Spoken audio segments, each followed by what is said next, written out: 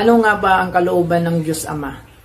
Sa Mateo 7:21, sabi diyan, hindi lahat na nagsitawag na Panginoon, Panginoon ay makapasok sa kaharian ng langit.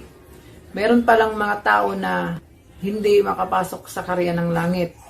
Although na nagsitawag sila sa pangalan ng Panginoon, Panginoon, pero hindi sila makapasok sa kaharian ng langit.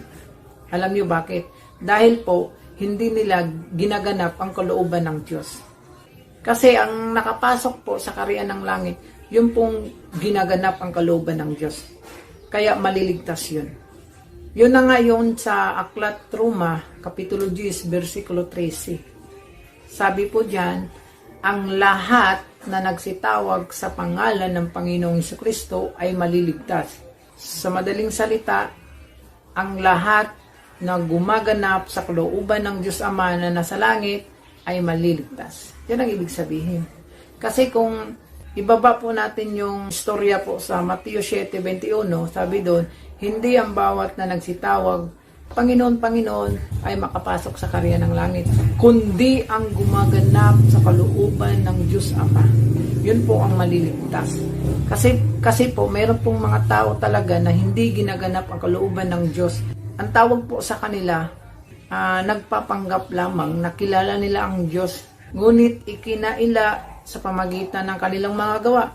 Palibhasay sila'y mga malulupit, mga masuwayin at itinakwil sa gawang mabuti.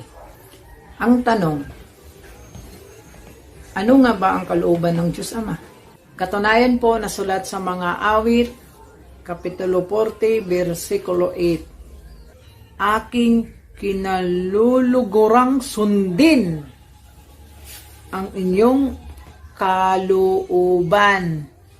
O Diyos ko, oo, ang inyong kautusan ay nasa loob ng aking puso.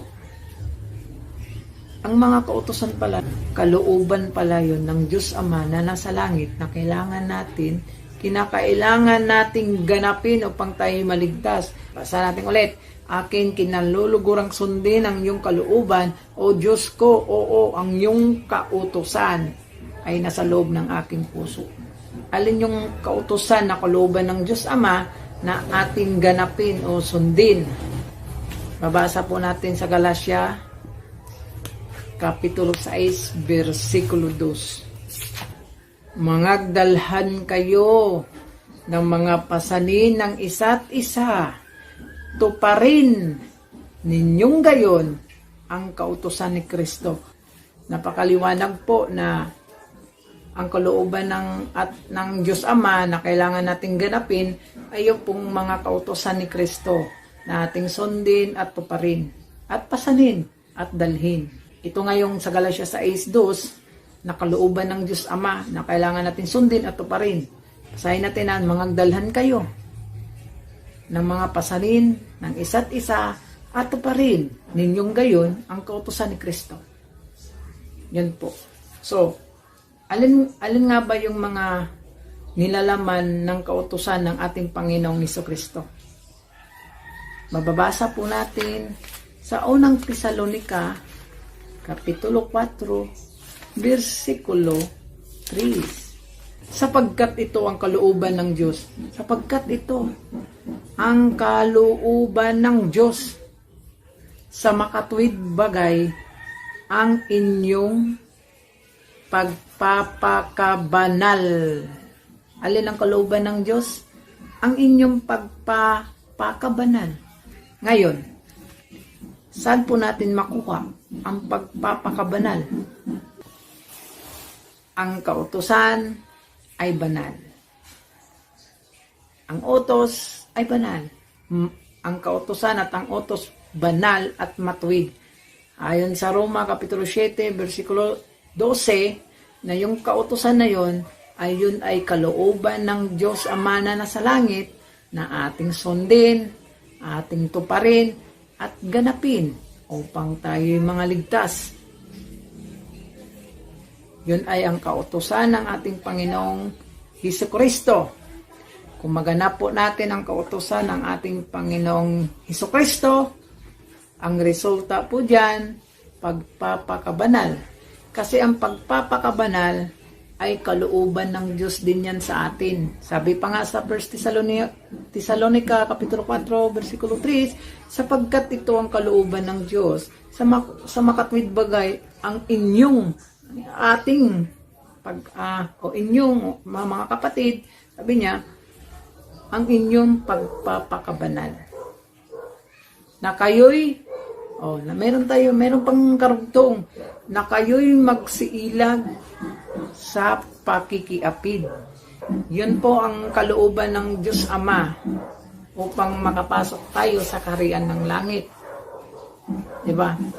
Marami po ang nagsitawag sa pangalan ng Panginoon, pero hindi nakapasok sa kaharian ng langit dahil hindi nila ginaganap ang kalooban ng Diyos Ama sa makatwid.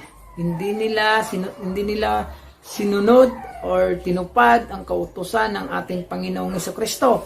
Kaya hindi sila nakapasok sa kaharian ng langit.